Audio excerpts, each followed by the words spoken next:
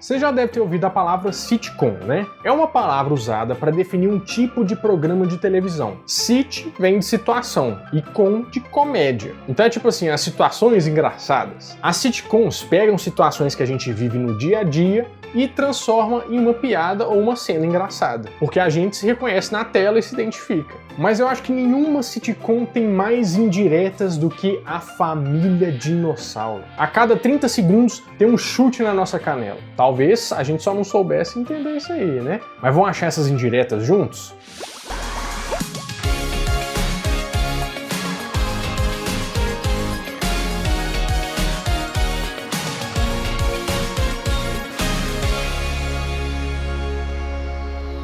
Fala, meus queridos amigos, como estão vocês? Vocês estão bom, né? Quem não ama família Dinossauro? Querida, cheguei!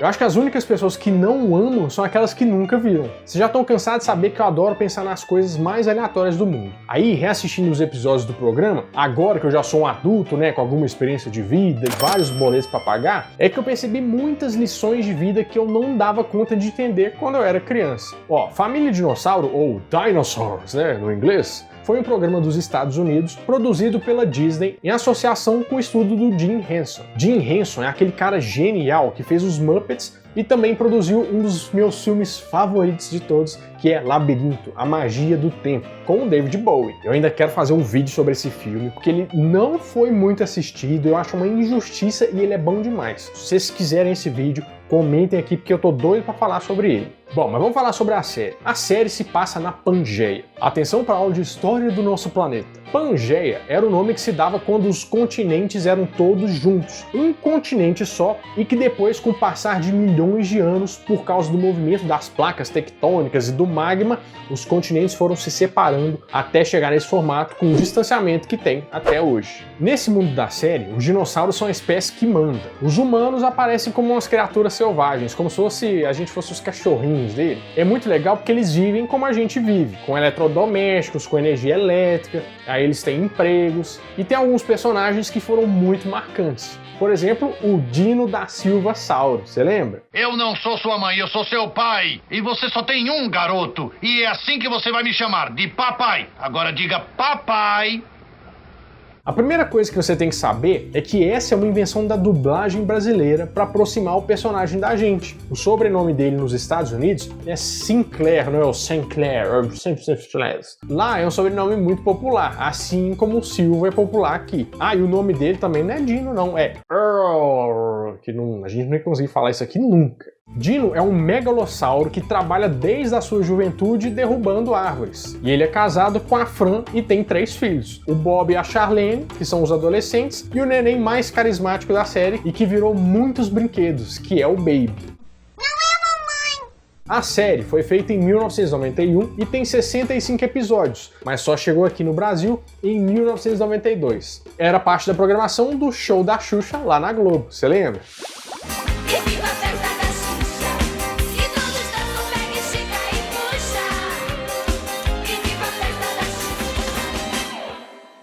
A série fez tanto sucesso naquele horário que a Globo resolveu colocar episódios também em mais horários da grade de programação. Família Dinossauro já ocupou a vaga, por exemplo, deixada pelos Trapalhões, que ficava depois do Faustão e antes do Fantástico, sabe? Esse é o horário mais nobre da televisão brasileira. Ele também fez parte da programação da TV Colosso, que era um programa bem show de bola, muito bem produzido e feito com bonecos e fantoches. Nossa senhora, que saudade, né? Acredite, se puder. Bom dia, crianças. Hoje eu tenho uma história verídica que aconteceu na Nova Zelândia. Pra variar, não é? Inclusive, Família Dinossauro foi uma grande inspiração para a TV Colosso. Depois, para você saber mais sobre isso, clica no vídeo aqui em cima, que tem uma entrevista que eu fiz com o criador da TV Colosso. Ele levou o Gilmar pra gente conhecer. Nossa senhora, foi show de bola, você vai gostar de ver isso aí. Além da Globo, a série passou pelo SBT e pela Band. E mais recentemente, foi para a TV a cabo. A Família Dinossauro foi um sucesso na TV e mais que isso, foi um sucesso na venda de produtos da série. Teve empresa aí que rachou de ganhar dinheiro. Qualquer produto que eles anunciavam, a gente tava lá prontinho com a carteira aberta assim, ó, falando assim, só pegar, pode pegar, eu levo, não tem problema não. Shut up and take my money. Eu lembro que eu tinha um quebra-cabeça do Dino que eu gostava bastante. Tinha também aquele boneco do Baby, sabe? Tinha a versão de pelúcia, esse eu nunca tive, mas tinha a versão de plástico, que essa aí, nossa senhora, quanta saudade, a minha tá lá bonitinha até hoje. Eu não sei se vocês se lembram também, mas tinha uma lancheira verde, que era um dos meus sonhos de consumo, que nem a lancheira da TV Colosso, você rodava o copinho assim, ó, a parte de cima, aí ele ia saindo um canudinho assim, nossa, aquela garrafinha térmica, pra mim, era sensacional. Você já deve ter tido alguma coisa desse tipo aí, então qual foi o seu brinquedo favorito da Família Dinossauro? Agora que a gente já lembrou bastante coisa, vamos falar sobre as indiretas da série? Que afinal de contas é para isso que eu fiz o vídeo, vocês estão assistindo o vídeo, então vamos lá. Uma coisa que já foi confirmada é que Família Dinossauro é uma sátira, né? Ou tipo assim, uma paródia do American Way of Life. É tipo aquelas paródias que o Whindersson faz com as músicas original, faz aquele... É o jeito americano de se viver, basicamente é isso. Você deve lembrar, talvez, de ter estudado isso aí na escola, né? Talvez você achou que não fosse uma coisa importante, mas tudo na economia mundial foi influenciado por isso, inclusive aqui no Brasil. Sempre que a gente fala de uma das guerras mundiais, a gente só fala das coisas ruins, que afinal de contas, né, guerra é guerra. Só que apesar disso, as guerras conseguiram trazer evoluções. Sempre depois da crise, a gente dá uma evoluída, né? Eu espero que isso aconteça com o Cruzeiro, por favor, porque a crise foi feia. Por exemplo, hoje em dia, cenário da pandemia, quantas empresas estão de home office? Elas tiveram que se adaptar, mas ficaram ativas mesmo com a crise. E não foi diferente na Primeira Guerra Mundial. Quando ela acabou,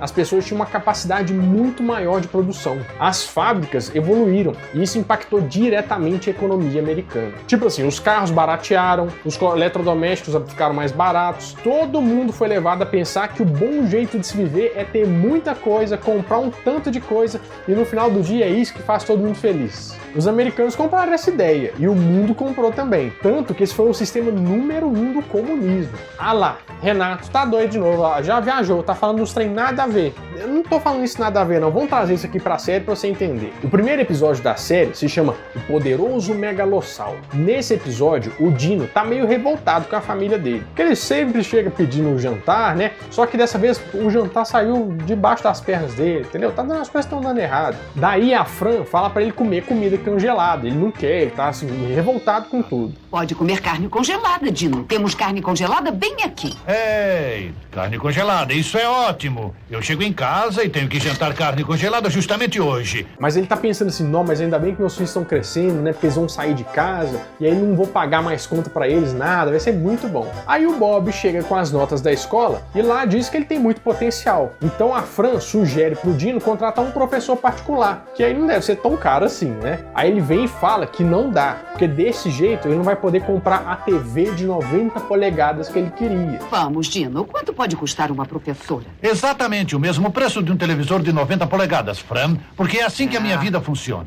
Lembrando assim que nessa época nem sonhava em ter uma televisão desse tamanho. Esse episódio aí mostra o lado do consumismo, né, e a megalomania, que é tipo assim, comprar os trem maior, melhor, super gigante. É um recado pro Ian, tá? Assim, é nota de rodapé. Por que será que eu gasto sempre todo o meu dinheiro com os outros e não sobra nada pra mim, hein?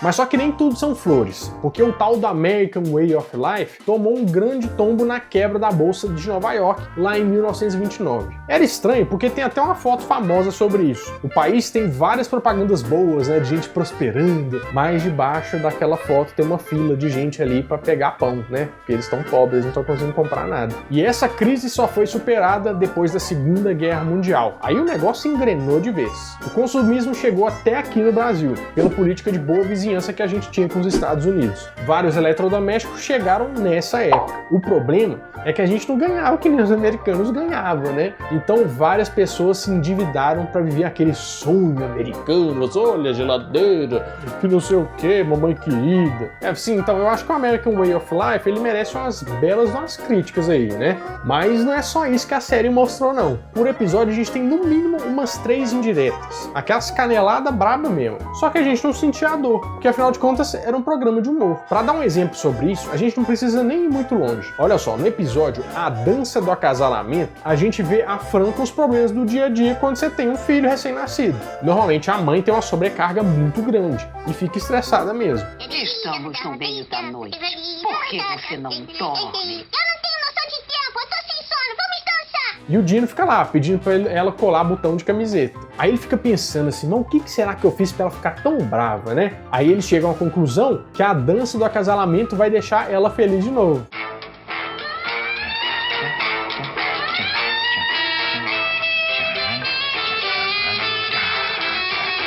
Mas não funciona, claro. O que funciona é o Dino descer e cuidar do baby, fazendo ele dormir.